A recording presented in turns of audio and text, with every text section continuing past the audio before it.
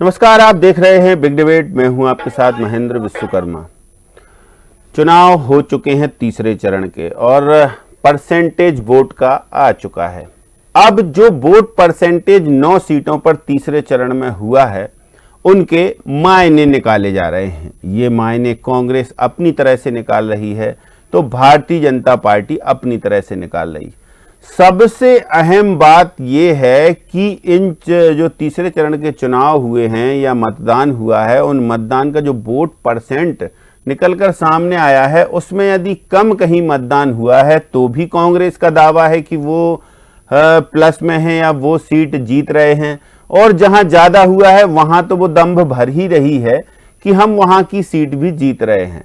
लेकिन भारतीय जनता पार्टी ज्यादा मतदान को अपने कार्यकर्ताओं की मेहनत और चुनाव आयोग की सराहना करते हुए कर रही है, लेकिन दावा तो भारतीय जनता पार्टी 9 की 9 सीटें जीतने का भी कर रही है तीसरे चरण की। पिछले 2 चरण के मतदान की भी बात करेंगे, तीसरे चरण के मतदान की भी बात करेंगे, इनके तुलनात्मक अध्ययन की भी बात करेंगे। लेकिन सबसे अहम बात यही है कि सबसे ज्यादा मतदान जो राजगढ़ लोकसभा क्षेत्र में हुआ है उसको लेकर जरूर सियासत गर्म है।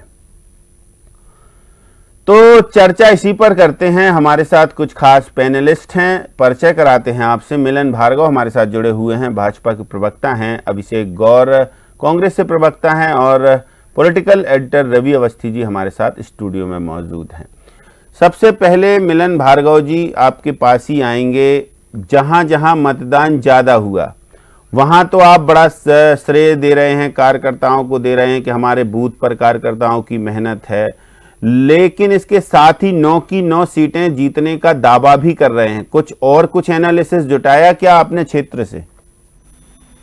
देखिए महेंद्र जी, सबसे आसान तरीका है समझने का। देखिए, जिस प्रकार से विधानसभा चुनाव में 163 सीटों में भारतीय जनता पार्टी विजयी हुई, उसमें जो मत प्रतिशत भारतीय जनता पार्टी को आज ये स्पष्ट बताता है कि इन विधानसभाओं में भारतीय जनता पार्टी के प्रति जनता का अभूतपूर्व विश्वास है और भारतीय जनता पार्टी को सरकार में मौका देने के लिए वो कहीं ना कहीं अपना मत जो है स्पष्ट कर चुका है। तो अब 6 माह बाद लोकसभा का चुनाव, प्रधानमंत्री नरेंद्र मोदी जी की 10 वर्ष की कालखंड की जो योजनाएं हैं, जो कहीं ना कहीं भारत को एक नए युग में ले जाने की दिशा में दृढ़ता के साथ दिखाई दे रही है। और जनता को ये महसूस हो रहा है कि जिसने आवास हमको दिया, आवासहीनों को, जिनको सिलेंडर की आवश्यकता उनको सिलेंडर दिया, शौचालय जैसी जो मूलभूत आवश्यकता 60-70 वर्षों में नहीं हो पाई वो आज पूरी होके दिखाई दे रही है। घर घर जल, पहले लोगों को बाल्टी और ये पानी के लिए तरसना पड़ता था, आज 11 करोड़ परिवारों को नल जल के माध्यम से जो जल मिल रहा है।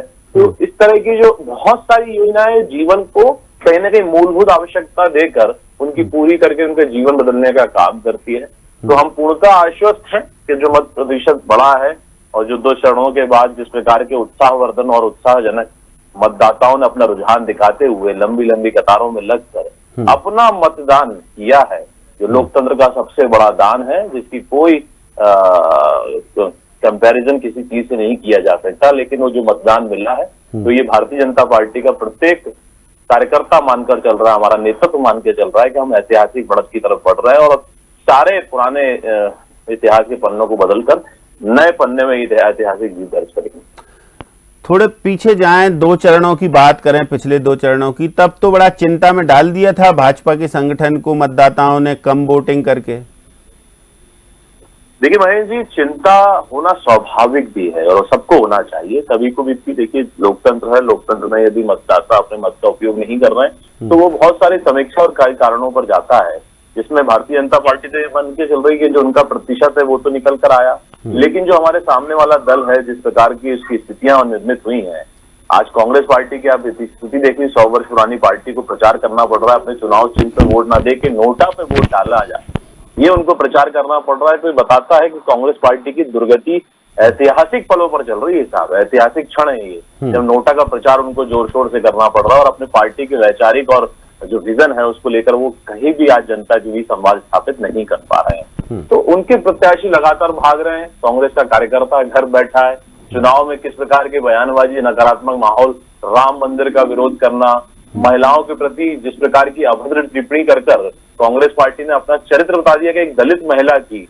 शासनी ढूंढ रहे हैं जीतू पटवारी जी, तो ये बताता है कि किस श्रेणी की राजनीति वो कर रहे हैं, किस मानसिकता को लेकर चल रहे हैं। मानसिक विक्षिप्तता की जो सारी सीमाएं होती है उनको लांग कर जीतू पटवारी जी ने एक स्थापित किया है। तो कांग्रेस पार्टी का जो मतदाता है वो भी नहीं निकलना चाह रहा है कि किसको वोट दें। ये हमारी पार्टी जिसका हम वोट देते आए, जिसको हम अपने हिस्सेदारी का नेतृत्व देते आए, वो इस स्थिति में आ गई तो वो भी घर बैठा है। लेकिन भारतीय जनता पार्टी का जो मतदाता है वो उमंग उत्साह के साथ निकलकर हमारे पक्ष में वोट करके आया है। तो ये हम मानकर चल रहे हैं कि हमारा मत प्रदेश सुरक्षित है। ठीक बात। अभिषेक गौर जी, सुना आपने मिलन भार्गव जी क्या कह रहे हैं, और सबसे अहम चीज यही है कि वोट परसेंटेज बढ़ा, तो जिन सीटों पर आप दावा कर रहे थे उन पर तो बहुत अधिक मतदान हुआ, तो कांग्रेस की जो चिंतन मंथन हुआ उससे क्या सार निकल कर आया? भैया वोटिंग परसेंट जो बढ़ा है स्वाभाविक बढ़ा है और ये बधाई के पात्र है। लेकिन भैया हमारा जो एनालिसिस है, कल जो हमने देखा है, वोटिंग परसेंट बढ़ाने के लिए केवल बहुत ज्यादा प्रेशर वोटरों पे दिया गया। जिस क्षेत्र के मंत्री हैं, मंत्रियों ने अपने वोटरों को प्रेशर दिया, हमारे पोलिंग एजेंट नहीं बैठने दिए। जैसे एक ताजा वाक्य हमारे यहाँ सुर्खी का है, खुरई का है, यहाँ पर पोलिंग एजेंट बैठने के लिए पोलिंग एजेंट को धमकाएगा कि आप बैठेंगे पोलिंगों पर तो आपको अगले 4 साल हमसे फेस करना पड़ेगा। तो कई स्थानों में पोलिंग एजेंट नहीं बैठ पाए, फर्जी मतदान ज्यादा करवाया गया है। जहां पर मंत्री नहीं, वहां देख लिए हमारे सागर की 2 विधानसभाएं, सागर एक नरियावली, वहां प्रेशर नहीं हुआ है।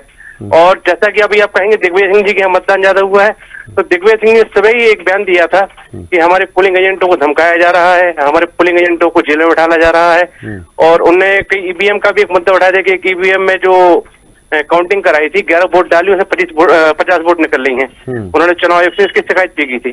तो मेरा ये मानना है कि फर्जी मतदान भाजपा के लोगों ने डरा के धमका के बहुत ज्यादा कराया। तो ये फर्जी मतदान का जो परिणति है कि इतना बम्पर मतदान सामने आया 2019 की तुलना में देखें तो बराबरी है लगभग मतदान भैया। पोलिंग कैप्चर की गई, हम लोगों ने निरंतर शिकायत की है। सागर, चाहे सागर हो, चाहे भोपाल हो, चाहे गुना हो, चाहे राहुगढ़, सब जगह रिटर्न में शिकायतें की गई हैं इसकी। और चुनाव आयोग इस पे जरूर अपनी कार्रवाई करेगा। अच्छा, तो जो 9 सीटों पर तीसरे चरण में मतदान हुआ है उसमें उम्मीदें हैं कुछ कि पहले से ही तय कर लिया कि फर्जी मतदान डलवा लिए तो भाजपा ने ही सब कुछ कर लिया? नहीं, बिल्कुल उम्मीद है भैया। हम 4 से 5 सीटें निकालेंगे। सागर पक्का निकालेंगे, हम गुना निकालेंगे, दिग्विजय सिंह जी की सीट भी हम निकालेंगे। ये 3 सीट कंफर्म है हमारी। अच्छा, 3 कंफर्म, बाकी की नहीं है जो 6 है? बाकी भैया हम लोग एनालिसिस कर रहे हैं, एक दिन में इसका निकल के आ जाएगा सामने। अच्छा, तो मतलब अभी कैसे एनालिसिस कर रही है कांग्रेस पार्टी? ये पार्टी भी वोटरों से संपर्क करके अपना पीसीसी इसका अध्ययन कर रही है और एक दिन में इसका पूरा रिजल्ट हम देंगे भैया आपको। चलिए, तो आप बने रहिए, हम लौटेंगे आपके पास। रवि अवस्थी जी भी हमारे पास जुड़े हुए हैं, बैठे हैं यहीं। तो रवि जी, क्या लगता है कि देखिए मिलन भार्गव तो कह रहे हैं कि ये जो चिंता थी 2 चरणों की वो दूर हुई है, कम से कम एक राहत भरी खबर है। और भारतीय जनता पार्टी का जो मतदाता है या जो वो तो परंपरागत है ही, लेकिन जो कार्यकर्ताओं ने मेहनत की है उसकी परिणति है। हालांकि चुनाव आयोग को भी श्रेय दे रहे हैं वो। तो ऐसे में क्या लगता है ये वोट परसेंटेज क्या कहता है कि भाजपा को खुश होने का मौका देता है या कांग्रेस को खुश होने का? देखिए महेंद्र जी, पहली बात तो ये कि केवल आकलन किया जा सकता है, नतीजे तो 4 जून को पता चलेंगे। लेकिन जो ट्रेंड रहा है, मतलब अगर पिछले चुनाव का देखें तो आप देखिए कि लगातार जब यानी खास करके 91 के चुनाव के बाद से आप जितना मतलब मतदान प्रतिशत बढ़ा है उसका फ़ायदा बीजेपी को मिलते रहा है। तो ये तो अब निश्चित तौर पर आप देखिए कि कांग्रेस लोकसभा चुनाव में अगर कांग्रेस की सीटों की बात करें तो आखिरी बार 27 सीटें 91 में थी। उसके बाद 2009 में जरूर 12 आई थी। उसके आगे पीछे की स्थिति सबको पता है। वो वर्तमान में तो एक ही सीट है। तो स्वाभाविक तौर पर जो मतदान प्रतिशत बढ़ता है तो उसका फ़ायदा बीजेपी को मध्य प्रदेश में मिलते रहा है, इसमें कोई दो राय नहीं है। तो मुझे लगता है कि जहाँ जहाँ मतदान प्रतिशत बढ़ा है, खास करके जो 3 हाई प्रोफाइल सीट रही है, राजगढ़, गुना और विदिशा, यहाँ भी देखिए मतदान पर काफ़ी हुआ है। और ऐसी स्थिति में स्वाभाविक तौर पर गुना और विदिशा को लेकर तो कहा ही जा रहा है कि देखिए कितने मार्जिन से जीत होती है, ये इसके लेकर प्रतिस्पर्धा है। और जहाँ तक राजगढ़ में है तो चूंकि दिग्विजय सिंह जी मुकाबले में है तो स्वाभाविक तौर पर कांग्रेस का बड़ा चेहरा है, इसीलिए कयास लगाए जा रहे हैं कि अब वहाँ का किसके पक्ष में हुआ है। लेकिन राजगढ़ में भी देखिए आप जब पिछली बार मतदान हुआ, ज़्यादा मतदान हुआ था तो उसका फायदा बीजेपी को ही मिला था और करीब 4.5 लाख की लीड थी वहाँ पर। तो कांग्रेस के समक्ष सबसे बड़ी दिक्कत तो ये कि एक तो पहली बात वो लीड को पाटें, उसके बाद फिर अपनी जीत के आंकड़े जुटाएं। तो ऐसी स्थिति में, और अगर पिछले 6 महीने पहले जो विधानसभा चुनाव हुए हैं उसके अगर देख लें तो देखिए आप दिग्विजय सिंह के परिवार के ही बड़ी मुश्किल से उनके बेटे 5000 वोट से जीत पाए थे, भाई चुनाव हार गए, एक रिश्तेदार प्रियव्रत भी जो है वो चुनाव हार गए। तो तमाम ऐसी स्थितियां, यानी आप देखेंगे कि पिछले 2-2.5 दशक में जो नया मतदाता तैयार हुआ है वो तमाम उन चीज़ों पे भरोसा नहीं करता जो 20वीं सदी में का मतदाता करता था। क्योंकि देखा गया कि देखिए आप वो राजे रजवाड़े या राजघरानों वाली बात नहीं रह गई है, क्योंकि नया मतदाता काफ़ी सोच विचार के मतदान करता है और वो देखता है कि देश में कौन ज़्यादा मजबूत नेतृत्व दे सकता है, उसकी कैसे ताकत मजबूत की जाए, उसी के हिसाब से वो मतदान करता है। चलिए, तो मुरैना, राजगढ़ और विदिशा और ऐसी सीटें हैं जहां पर बहुत ज़्यादा मतदान हुआ है। मुरैना तो छोड़ दें, राजगढ़ तो है, गुना में भी ठीक ठाक मतदान हुआ है। तो ऐसे में क्या लगता है कि गुना, राजगढ़ जो 2 टीआरपी की सीटें हैं, इनको लेकर कांग्रेस बड़ी जो है आशान्वित है मिलन भार्गव जी, कि यहाँ तो हम जीत ही रहे हैं किसी भी कंडीशन में?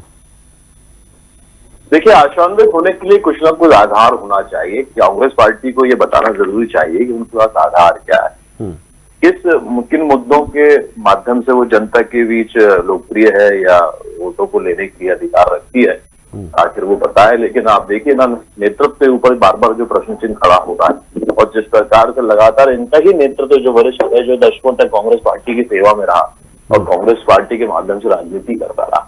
अब आप ही देखिए बीच चुनाव में किस प्रकार से सैम पित्रोदा ने विरासत टैक्स की बात की, जिसमें जनता की गाड़ी कमाई और संपत्ति जो उनके पूर्वजों द्वारा सौंपी जाती है, ये हमारे यहाँ परंपरा रही है। उस परंपरा को अधिकृत करके वो किस वर्ग को देने की बात कर रहे हैं, वो बहुसंख्यक समाज की संपत्ति पे जिस बुरी नजर को रखना है। आज ही सैम पित्रोदा ने किस प्रकार का बयान दिया बीच चुनाव में, लगातार जो राहुल गांधी, सोनिया गांधी जी के राजनीतिक सलाहकार है, वो ये कह दें कि इस देश के पूर्वोत्तर को लोग चीनी जैसे दिखाई देते हैं और साउथ में रहने वाले लोग जो है वो अफ्रीकन। तो उनकी मानसिकता और उनकी स्थिति बताता है कि कांग्रेस पार्टी किस दिशा में विचार करती है और किस दिशा में राजनीति करने के लिए वो विजन रख रही है। तो आप देखिए कि इस देश में, इस समाज में इस बातों की स्वीकारता नहीं होती है। जहां आपको काम करना चाहिए जनता के हितों की रक्षा और सुरक्षा और संसाधनों पर, आपका विजन क्या है ये बताना चुनाव में आवश्यक है। लेकिन आप चुनाव में बता क्या रहे हैं, जो अफ्रीकन है, कहीं चीनी जैसे, मतलब आपकी वैचारिक स्थिति विकृत हो चुकी है, मानसिक स्थिति विक्षिप्त हो चुकी है। तो कांग्रेस पार्टी इतना नुकसान में जा रही है कि वो सीटें जीतने की बात दूर, वो अपना अस्तित्व बचा ले, यही बहुत होगा। ठीक बात है, अस्तित्व बचा ले कांग्रेस पार्टी तो बहुत होगा। सीटों की बात तो आप छोड़ ही दीजिए जी अभिषेक जी। भैया परिणाम आने दीजिए, परिणाम सामने इसका बताएंगे क्या रिजल्ट आते हैं। अब मैं पूरे आश्वस्त है, पीसीसी चाहे गुना हो, चाहे अशोकनगर हो, चाहे सागर हो, सारी सीटें हम जीतेंगे और बिना परिणाम के इन चीजों में बहस करने का कोई मतलब नहीं है। अच्छा, भिंड में सबसे कम मतदान हुआ है अभिषेक जी, यहाँ पर क्या ओपिनियन है? भैया कहीं के जहाँ फर्जी मतदान नहीं करा पाए, जैसे हमारे सागर का बता रहे, नरियावली का बता रहे हैं, 1% ही फर्जी मतदान नहीं हुआ है। जहाँ ये फर्जी मतदान कराने में सफल रहे, वहाँ एकदम से मतदान का रेशियो बढ़ा है। अच्छा, तो इसमें चुनाव आयोग की कोई भूमिका नहीं है कि मतदान बढ़ा है तो वोट लुभाने में? लिखित में भी हम लोगों ने शिकायत की है, इसकी जांच चल रही है। चुनाव आयोग की तरफ से जो भी हमें आश्वस्त किया जाएगा वो, लेकिन वो मिलन भार्गव जी कह रहे हैं ना नीति है, ना नियति है, ना कुछ कॉन्सेप्ट है, ना जनता का साथ है, फिर कैसा विश्वास है? नीति भी है, नियति भी। हमारा घोषणा पत्र इतना शानदार है, उस घोषणा पत्र को देख के भाजपा घबराई हुई है। युवाओं के लिए, महिलाओं के लिए, गैस सिलेंडर के लिए, सारी चीजें हमने जो अपनी योजनाओं में दी हैं उससे भाजपा घबराई हुई है और ताकि तभी इतने जमसम से फर्जी मतदान करा के हमारे वोटरों को प्रभावित कर रहे हैं। अच्छा, फर्जी मतदान करा के वोटरों को प्रभावित कर रहे हैं मिलन भार्गव जी, और आप घबराए हुए हैं इनके घोषणा पत्र को देखकर? देखिए महेंद्र जी, मैं अभिषेक जी को व्यक्तिगत रूप से तो नहीं जानता, लेकिन जो उनकी शब्दावली और भाषा उससे मैं समझ रहा हूँ सीधे साधे व्यक्ति और गलत दल में वो राजनीति करता है, ये तो बात तय है। देखिए जिस प्रकार की स्थिति है कांग्रेस पार्टी के, उसके कार्यकर्ताओं की बहुत दुर्गति हो रही है, क्योंकि जिस वैचारिक रूप से वो नीचे गिरती जा रही कांग्रेस में, कांग्रेस कार्यकर्ता के लिए बड़ा चैलेंज बढ़ गया है। तो वो किस प्रकार से कांग्रेस पार्टी का पक्ष रखे या कांग्रेस पार्टी के विचार को लेकर जनता के बीच जाए, ये बहुत बुरी स्थिति निर्मित हो गई है। इस स्थिति के लिए सोनिया जी, राहुल जी जैसे जो शीर्ष नेता हैं जो कांग्रेस पार्टी पर कब्जा करके रखे हैं, तो आप देखिए पूरे चुनाव में ईडी सीबीआई चिल्लाते रहे, और वही ईडी सीबीआई जब काम करती है, भ्रष्टाचारियों पर कटावट करती है, तो इनके मुंह में सांप घुस जाता है। अभी 2 दिन पहले जिस प्रकार झारखंड में एक मंत्री के सचिव के 30 करोड़ रुपए का जखीरा पकड़ाया जाता है, गोदाम पकड़ाया जाता है। हम और आपने तो गोदाम अनाज के या किसी वस्तु के सुने, लेकिन हम नोटों के गोदाम पकड़ाए जा रहे हैं। तो कांग्रेस पार्टी ईडी का नाम देना बंद कर देती है। यही ईडी तो है जो भ्रष्टाचारियों पर नकेल कस रही है, जगीरों को पकड़ रही है, गोदामों को सील कर रही है।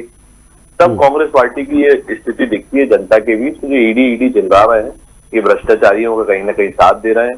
पहले तो ये आतंकी और नक्सलियों का साथ देते थे, अब खुलेआम जिस प्रकार से भ्रष्टाचारियों का साथ दे रहे हैं, तो जनता में ये अप्रासंगिक होना स्वाभाविक भी है। और इसी सारी स्थितियों के कारण कांग्रेस पार्टी आज अपना वोट बैंक भी खोती जा रही है और अस्तित्व की लड़ाई की तरफ बढ़ रही है। बिल्कुल, कांग्रेस को अस्तित्व का संकट नजर आ रहा है। रवि अवस्थी जी, मिलन भार्गव जी कह रहे हैं, हालांकि अभिषेक कह रहे हैं कि हम तो जीत रहे हैं सीटें और दावे के साथ जीत रहे हैं।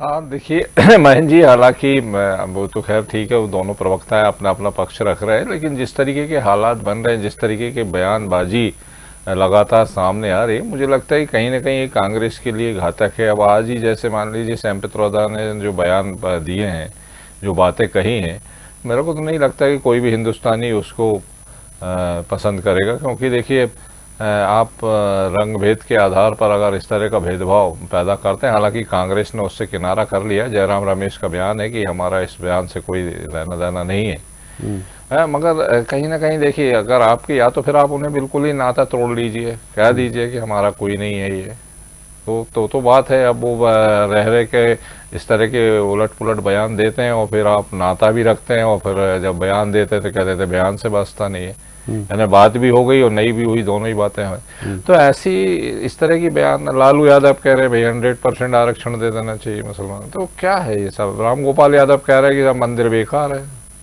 तो आप तो खुद मौका दे रहे हैं बीजेपी को हमलावर होने का, फिर आप दोस्त जड़ते हैं बीजेपी पर कि साहब वो ऐसा कह रहे हैं।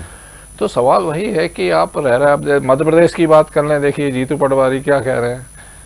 आप उनका जो बयान, हालांकि फिर बाद में उन्होंने अफसोस जताया, बैकफुट पर आए, सफाई दी, तमाम चीज़ें हैं। अब इंदौर खाली पड़ा है, तो बाकी जगह प्रचार करने की बजाय वो इंदौर में बैठक कर ले रहे हैं। तो ये जो कार्य प्रणाली है कांग्रेस की, इसने कहीं ना कहीं कांग्रेस के कार्यकर्ताओं को नुकसान तो किया है महेंद्र जी।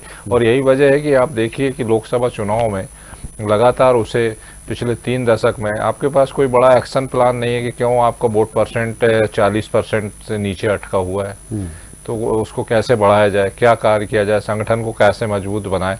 जब तक आपके पास निचले स्तर तक ऐसी कोई कार्य योजना, ठोस कार्य योजना नहीं होगी, जमीन पर जब तक वो चीज़ नहीं दिखेगी, तो दिक्कत तो है कांग्रेस के साथ। अभी देखिए प्रत्याशी कई जगह खुद अकेले जूझ रहे, कार्यकर्ताओं की कमी है, बड़ा कोई स्टार प्रचारक पहुंचा नहीं कई जगह। तो ऐसी स्थिति में स्वाभाविक तौर पर जो स्थिति बन रही है वो सभी जानते हैं। बिल्कुल। अभिषेक जी, ऐसा नहीं लगता कि कांग्रेस को कार्यकर्ताओं का संकट है और इस संकट काल से उबरने के लिए बड़े नेताओं की अति आवश्यकता है कि कम से कम वो पहुंचे उन क्षेत्रों में, प्रचार करें? मनीष जी, सबसे पहले क्षमा चाहता हूँ, ट्रेन में था इसलिए फोन कट हो गया था। कोई दिक्कत नहीं जी भैया, ऐसा है कि जैसा आप कार्यकर्ताओं की कमी कह रहे हैं, हमारे कमलनाथ जी ने जो बूथ कमेटियां बनाई थी, मंडलम सेक्टर ब्लॉक, हमारे हर ब्लॉक हर मंडल हर सेक्टर पर कार्यकर्ता है, बहुत मजबूती से इस बार सबने लोकसभा में काम किया भैया। इसका परिणाम हमें चुनाव के रिजल्ट देख के मिलेगा भैया। अच्छा, दूसरी बात की जैसे आप जिक्र कर रहे हैं कि ठीक है आपके यहाँ भी अच्छा मतदान हुआ, आप सागर को बिलोंग करते हैं, गुना में भी ठीक हुआ, राजगढ़ में, सागर में आप मेरी बात से, सागर में 8 विधानसभाएं हैं जी, जिन विधानसभा मंत्रियों को प्रेशर, वहाँ मतदान अच्छा हुआ, प्रॉपर सागर में मतदान कम हुआ है, अच्छा नरियावली में मतदान कम हुआ है, 8 विधानसभा में। यहाँ पर एक और फैक्टर सामने आता है अभिषेक जी कि विधानसभा चुनाव में जैसा मतदान हुआ था उससे कम से कम 10% माइनस में गया है ये मतदान पूरा। मतलब विधानसभा में जिन विधानसभा क्षेत्रों में वोटिंग हुई थी तो वहां ज्यादा हुई थी, लेकिन ओवरऑल इन लोकसभा की बात करें हम, और लोकसभा में इन विधानसभाओं में जो लोकसभा के अंतर्गत आती है -10% जो है मतदान कम हुआ। ऐसे ही राजगढ़ में, ऐसे ही आपके गुना में, ऐसे ही सब जगह है, मतलब निगेटिव गया है, ऐसा नहीं है कि बहुत पॉजिटिव हो गया हो। विधानसभा का यदि तुलनात्मक अध्ययन करें 2023 का, तो क्योंकि भैया मेरा जो इसमें मानना है, छुट्टियों का समय रहता है, काफी पेरेंट्स इसमें बाहर भी जाते हैं, और कुछ कारण इसमें गर्मी का भी दे सकते हैं भैया। ठीक बात है, गर्मी किससे। बिल्कुल। मिलन भार्गव जी कह रहे हैं कि सीधे साधे हैं अभिषेक जी, गलत पार्टी में है। ऐसा नहीं है भैया, जिस पार्टी हूँ पिछले 30-35 साल से इस पार्टी में हूँ भैया। ठीक है, मिलन भार्गव जी से पूछ। मिलन भार्गव जी, 2023 की तुलना में लोकसभा के 2000 अभी के देखें हम मतदान, तो कुछ माइनस गया है, ऐसा नहीं है कि बहुत अच्छा मतदान हो गया। लोकसभा के लिहाज से ठीक है, लेकिन विधानसभा के आंकड़े यदि उठा के देख लिए जाएं तो फिर भी वो माइनस में है अभी वोटिंग। देखिए महेंद्र जी, इसके बहुत सारे कारण हैं। जो समीक्षा और विमर्श का विषय है, उसमें सभी दिशाओं में सोचने की आवश्यकता है। देखिए, विधानसभा चुनाव में बहुत छुट्टियों का समय नहीं होता है, शादियों का उस समय बहुत ज्यादा समय था नहीं, लेकिन जिन तारीखों के साथ शादियां थी तो उसमें भी कहीं प्रभावित हुआ था। और जो अभी चरण हुए थे जिसमें कहीं ना कहीं ये बात निकल कर आई थी कि लोगों के यहाँ विवाह कार्यक्रम में जो लोग बाहर गए हैं, तो कुछ कारण ये भी निकल कर आए थे, मतदान करने में वो असमर्थ हुए। और अभी छुट्टियों का समय चल रहा है, लोग कहीं टूर पे जाते हैं, कहीं घूमने जाते हैं, बच्चों के स्कूलों की लंबे अंतराल के बाद छुट्टी लगती है, तो ये एक मूल कारण ये भी है। तो मुझे लगता है ये आने वाले समय में चुनाव है, उसको सोचना होगा कि किस समय चुनाव कराया जाए ताकि लोग ज्यादा से ज्यादा मतदान करने में सक्षम और समर्थ। तो भाजपा पूरी तरह से फुली कॉन्फिडेंट है। 3 चरण के मतदान हो गए हैं, 2 चरण के पहले भी देखे आपने। 2019 का सारा अध्ययन, आपका वॉर रूम तो काफी बिल्कुल मैन टू मैन वर्किंग कर रहा था। मिलन भार्गव जी, देखिए महेंद्र जी, आप तो भारतीय जनता पार्टी की कार्यपद्धति से बहुत अच्छे से परिचित हैं। आप हम सबको देखते भी रहते हैं किस प्रकार से भारतीय जनता पार्टी के कार्यकर्ता सक्रिय रूप से निरंतर काम करता रहता है। कभी भारतीय जनता पार्टी किसी न किसी कार्यक्रम के माध्यम से भारतीय जनता पार्टी के कार्य को नीचे जनता तक पहुंचाना, कनेक्टिव बनाना, और जो सरकार की योजनाएं हैं उनको लेकर प्रचार प्रसार में कार्यकर्ता की क्या भूमिका रह सकती है, उसको लेकर निरंतर प्रयास करते हैं। मध्य प्रदेश में 3 चरण पूरे, उम्मीदें पूरी भारतीय जनता पार्टी को? उम्मीद क्या, पूर्णतः हम आश्वस्त है कि जनता का विश्वास जो अभूतपूर्व आशीर्वाद है वो विधानसभा और पिछले लोकसभा चुनावों को जो रिकॉर्ड को तोड़ते हुए नया ऐतिहासिक रिकॉर्ड बनाएगा। चलिए, बहुत शुक्रिया अभिषेक जी, बहुत शुक्रिया मिलन भार्गव जी, बहुत शुक्रिया रवि अवस्थी जी आपका इस चर्चा में शामिल होने के लिए। तो देखिए, वोट परसेंटेज जो आया है अभी वर्तमान में तीसरे चरण का, उसको लेकर बहुत उत्साह है, कांग्रेस में भी है, भारतीय जनता पार्टी में भी है। लेकिन जो पिछले 2 चरण का जो मतदान हुआ था उसको लेकर जरूर चिंताएं थीं, लेकिन वो चिंताएं अब धीरे धीरे दूर हो रही हैं। पर चिंता इस बात की है कि 2023 के विधानसभा चुनाव में जो 8 विधानसभा या 7 विधानसभा के एक लोकसभा में हैं, उनका जो वोट परसेंटेज का एनालिसिस किया जाए तो वो अभी भी बहुत माइनस में है। इसको लेकर क्या जो है राजनीतिक दल सलाह देते हैं चुनाव आयोग को, या चुनाव आयोग क्या करता है, वो देखेंगे। चौथे चरण पर अब सबकी निगाहें हैं। 3 चरण का एनालिसिस हमने आपको बताया। तो बिग डिबेट में इतना ही, मुझे दीजिए इजाजत, नमस्कार।